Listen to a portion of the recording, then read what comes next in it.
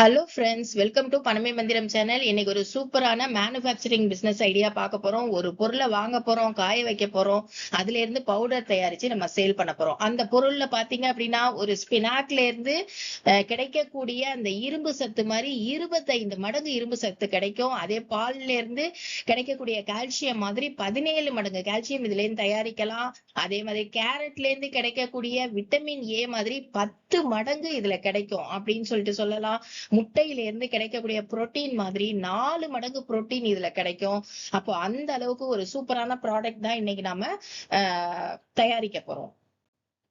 அது பாத்தீங்கன்னா அந்த மரத்துல இருக்கக்கூடிய இலைகள், பூக்கள், முட்டுகள், காய்கள் எல்லாத்துல இருந்தும் நம்ம என்ன செய்ய முடியும், இந்த ப்ராடக்ட நம்ம தயாரிக்க முடியும். இந்தியாவிலேயே இந்த ப்ராடக்ட் அதிகமா உற்பத்தி பண்றாங்க. அதே மாதிரி சப்ளையும் பண்றாங்க. நிறைய எக்ஸ்போர்ட் பண்றாங்க யூரோப்பியன் கண்ட்ரீஸ்க்கு. ஓகேங்களா? அதிக அளவு மருத்துவ குணம் கொண்ட ஒரு ப்ராடக்ட் பத்தி தான் நம்ம இன்னைக்கு பார்க்க போறோம். என்ன ப்ராடக்ட் அப்படின்னு பாத்தீங்கன்னா moringa leaves powder. Moringa leaves powder tablets. இது ரெண்டும் எப்படி மேனுஃபேக்சரிங் பண்ண போறோம் அப்படின்னு தான் நம்ம பார்க்க போறோம். முருங்கை அப்படின்னா வேற ஒண்ணும் இல்லைங்க, முருங்கை மரம் தான் நம்ம முருங்கான்னு சொல்லுவோம். முருங்கை இலைகள்ல இருந்து பவுடர் தயாரிக்கலாம். முருங்கை இலைகள் பவுடர் தயாரிச்சு அதை டேப்லெட்ஸா நம்ம மாத்த முடியும். அதே மாதிரி முருங்கை காயில இருந்தும் பவுடர் தயாரிக்க முடியும். முருங்கையில இருந்து ஆயிலும் தயாரிக்க முடியும். ஓகேங்களா? இது நாள்ல இப்ப நம்ம ரெண்டு மட்டும் பார்க்க போறோம். முருங்கை இலை பவுடர் எப்படி தயாரிக்கிறது, முருங்கை இலை பவுடர்ல இருந்து டேப்லெட்ஸ் எப்படி தயாரிக்கிறது, இது ரெண்டையும் தான் இந்த வீடியோல பார்க்க போறோம். இது வரைக்கும் சப்ஸ்கிரைப் பண்ணலன்னா மறக்காம சப்ஸ்கிரைப் பண்ணி பெல் பட்டனை கிளிக் பண்ணிட்டு வாங்க, வீடியோக்குள்ள போகலாம்.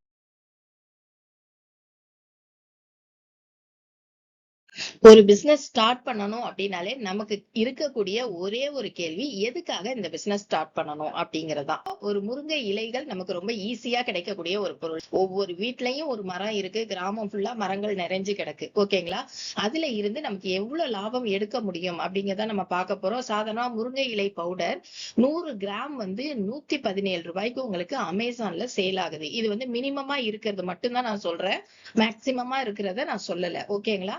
அப்போ ஒரு கிலோ பவுடரோட விலை 1170 ரூபாய் வரைக்கும் உங்களுக்கு சேல் ஆகுது. அதையே நீங்க டேப்லெட்டா மாத்தும் போது 1 கிலோ பவுடர் இருந்தா நீங்க அதுல 2000 டேப்லெட்ஸ் வரைக்கும் உங்களால என்ன செய்ய முடியும், தயாரிக்க முடியும். ஓகேங்களா? அப்போ இந்த பிசினஸ் பண்றது அப்படிங்கிறது ஒரு நல்ல லாபகரமான தொழில் அப்படிங்கிறதுக்காக தான் இதை ஃபர்ஸ்ட் நான் இந்த ஸ்லைட வச்சிருக்கேன்.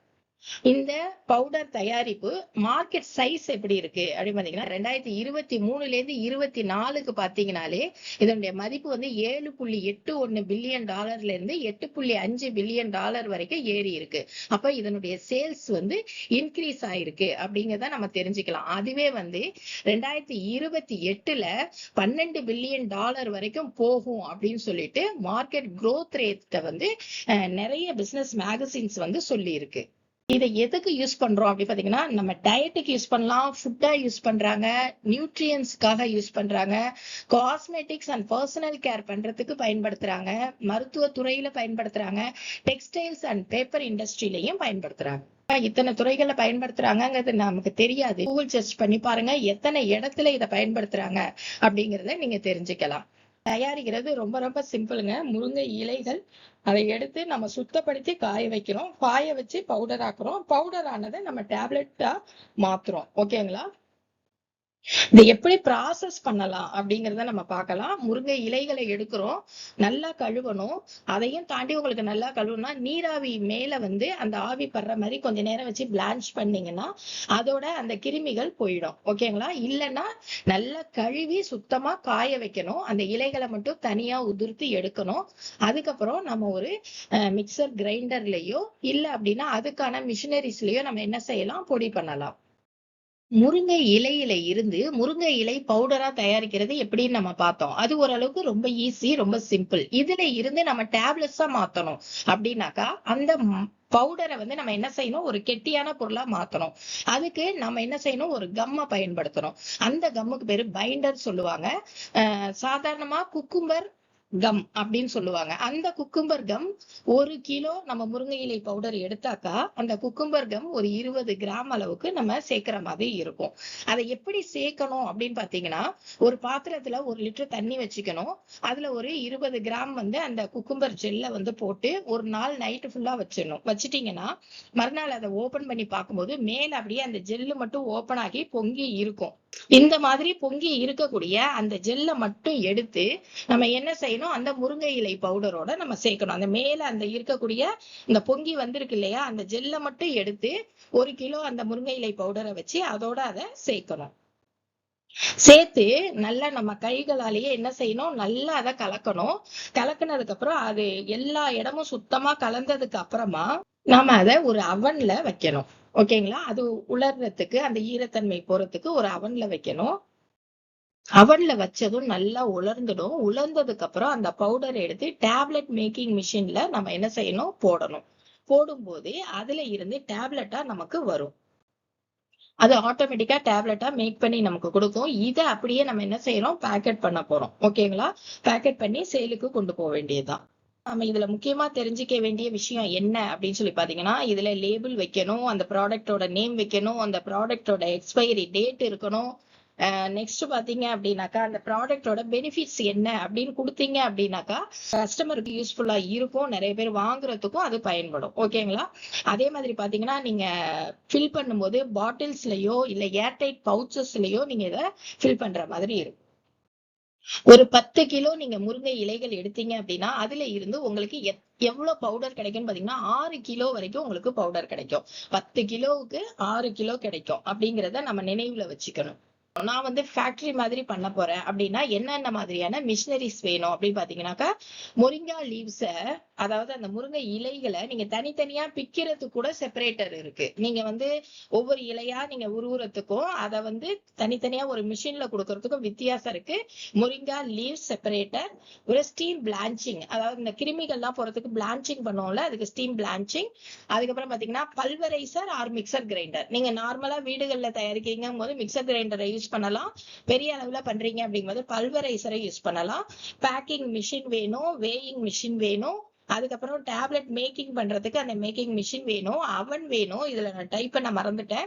அவன் இருக்கணும். நெக்ஸ்ட் பாத்தீங்கன்னா பேக்கிங் கவர்ஸ் இருக்கணும். அதுக்கு தேவையான பாத்திரங்கள் வேணும். இதுதான் இதுக்கு தேவையான மிஷினரிஸ்.